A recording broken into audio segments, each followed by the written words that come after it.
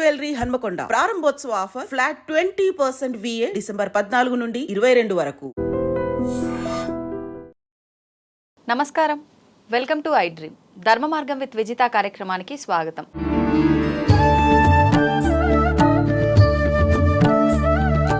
ప్రస్తుతం మనతో పాటు ఉన్నారు ప్రముఖ ఆధ్యాత్మికవేత్త సుభాష్ శర్మ గారు. ఇప్పుడు వారితో మాట్లాడి మరిన్ని విషయాలు తెలుసుకుందాం. నమస్కారం గురుగారు. గురుగారు, మార్గశీర మాసం ప్రారంభమైంది అని అంటే చాలా విశేషమైన రోజులు అనేది మనకు కనపడుతూ ఉంటాయి.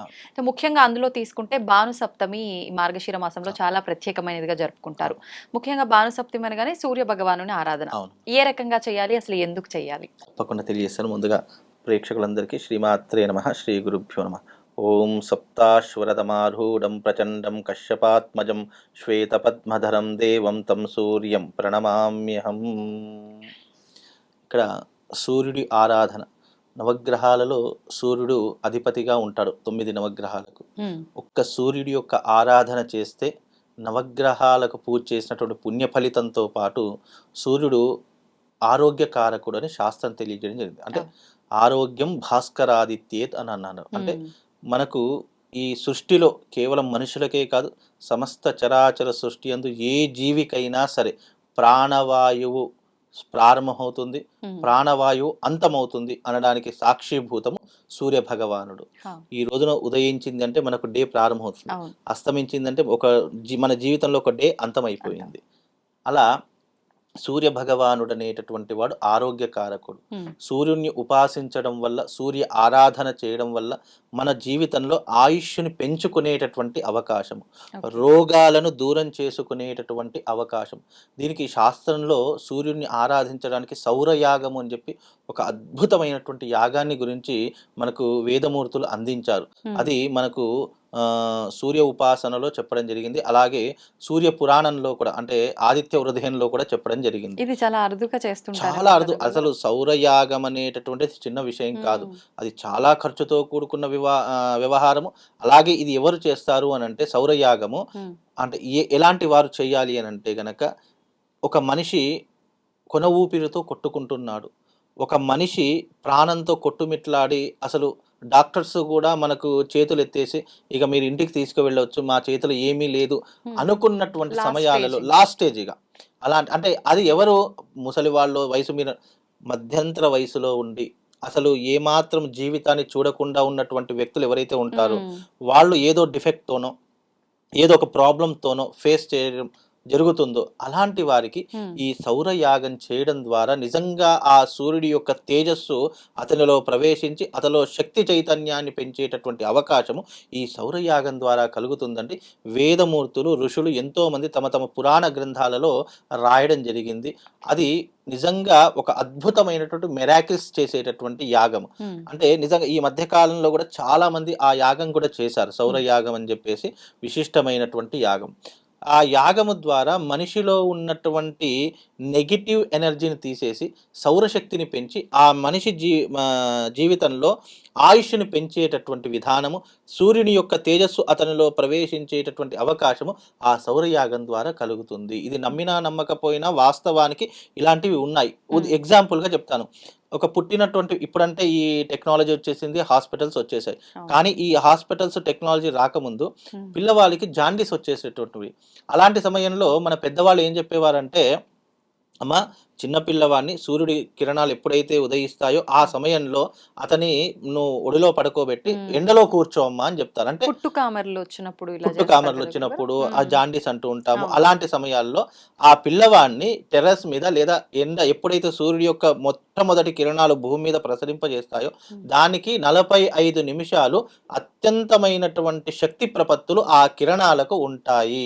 ఆ కిరణాలు ఆ పిల్లవాడి మీద పడ్డప్పుడు ఆ యొక్క కిరణాల ప్రభావం వల్ల అతనిలో ఉన్నటువంటి రోగశక్తి నశించిపోయి ప్రాణశక్తి పెరుగుతుందట. ఇది ఇప్పుడంటే ఈ గ్లాస్ లో పెడుతున్నారు. ఆ గ్లాస్ లో కూడా ఏంటంటే ఒక లైట్ వేసేసి ట్యూబ్ ఏదో బల్బ్ పెట్టేసేసి వేడిలో ఉంచుతున్నారు, అంతే, ఆర్టిఫిషియల్ గా ఉంచుతున్నారు. కానీ నిజానికి సౌరశక్తి అనేటటువంటిది మనిషిలో ఉన్నటువంటి ప్రాణశక్తిని పెంచేటటువంటిది. ఒక సౌరశక్తి, ఒక సూర్యుడి కిరణాలు పడితేనే ఒక పువ్వు పూస్తుంది. ఒక సూర్యుడి యొక్క తేజస్సు పడడం ద్వారా ఆకులు, కొమ్మలు, చెట్లు, చెగుర్లు అన్నీ కూడా ప్రాణశక్తిని పోసుకొని విరజిల్లుతాయి. అంటే సూర్యుడి యొక్క తేజస్సు అంత గొప్పనైనటువంటిది. అందుకే సూర్యుడి ఆరాధన ఎప్పుడైనా చేయాలి, ఏదైనా తిథిలో చేయాలి, ఏదైనా రోజు చేయాలంటే ఆదివారం సప్తమి వచ్చినప్పుడు దానిని భాను సప్తమి అంటారు. ఆదివారం కూడా కేటాయించింది సూర్య భగవానుడికి కాబట్టి ఈ 2 తిథివార నక్షత్ర ముహూర్త యోగ కరణాలు వచ్చాయి అంటే సూర్యుడిని ఆరాధించడం వల్ల మనకు ఆరోగ్య ప్రాప్తి కలుగుతుంది. మనిషి జీవితంలో అత్యంత ఐశ్వర్యవంతమైనటువంటిది ఆరోగ్యం. నీకు 1000 కోట్లున్నా ఆరోగ్యం కొనుక్కోలేవు. ఆర్టిఫిషియల్ గా కొనుక్కోగలుగుతావేమో కానీ శాశ్వతంగా కొనుక్కోలేవు.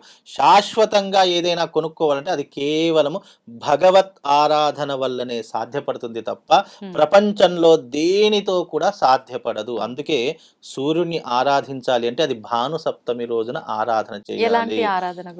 సూర్యుడికి ఉపవాసం ఉండడము, గోధుమలతో చేసినటువంటి నైవేద్యము, పిండి పదార్థాలు ఆ భగవంతుని అర్చించడము. అంటే చాలా మంది ఈ భాను సప్తమి వచ్చిందంటే ఇంట్లో రథం ముగ్గు వేసేసి ఆ రథం ముగ్గుకి పూజ చేసేటటువంటి వారు. అలాగే సూర్య భగవాని యొక్క ఫోటో తీసుకొచ్చి దాని ముందర దీపాలు వెలిగించి నైవేద్యం పెట్టేటటువంటి వారు. అయితే ఇది పరోక్షంగా. ప్రత్యక్షంగా చేయాలి అని అంటే గనక సూర్యోదయానికి పూర్వమే నిద్రలేచి మనం గోధుమలతో చేసినటువంటి పాయసం కానీ, గోధుమలతో చేసినటువంటి గోధుమ రొట్టెలు కానివ్వండి, గోధుమ పిండితో చేసినటువంటి ఏ పదార్థమైనా సరే ఆ పదార్థాన్ని ఒక గిన్నెలో అంటే వెండి గిన్నెలో కానీ, బంగారపు గిన్నెలో కానీ ఆ ప్రసాదాన్ని పెట్టి మన ఇంటి గుమ్మం ఉంటుంది, గుమ్మం ఈ ప్రహారీ గోడ ఉంటుంది కదా, ఆ ప్రహారీ గోడ మీద మన ఇంటి గుమ్మానికి ముందర ఆ ప్రసాదాన్ని పెట్టేయాలట. అప్పుడు ఆ ప్రసాదము సూర్య భగవానుడు ఎలా తింటాడో తెలుసా?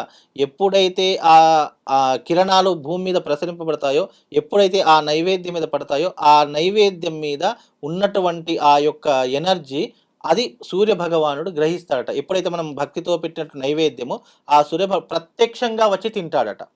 అది ఎప్పుడైనా మీరు గమనించండి. అలా పెట్టిన తర్వాత మళ్ళీ ఆ ప్రసాదాన్ని వెయిట్ చేయండి, అది కాస్త తగ్గిపోతుంది.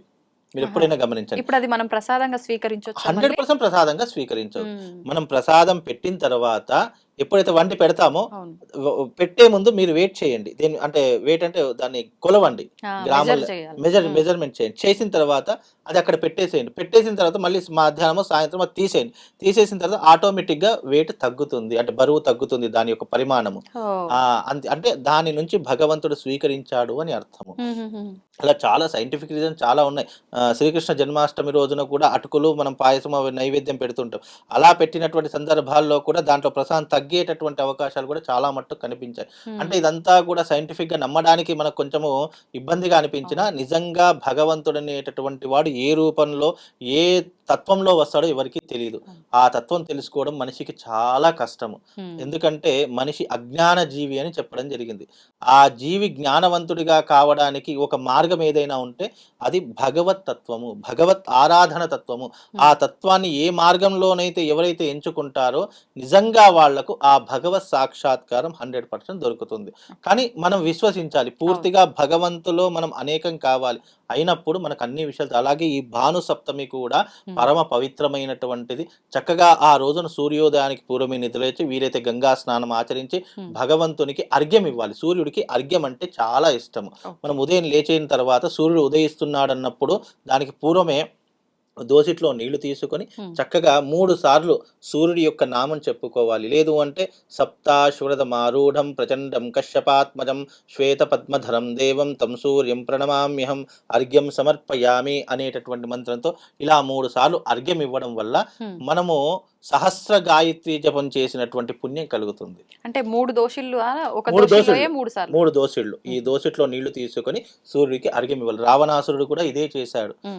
రావణాసుడు సూర్యోదయం సూర్యాస్తమయం అయింది, త్రికాల సంధ్యాపరుడు, సూర్యోదయం సూర్యాస్తమయం అయింది అంటే సూర్య భగవానుడికి అర్ఘ్యం ఇవ్వకుండా ఏ పని చేసేటటువంటి వాడు కాదట.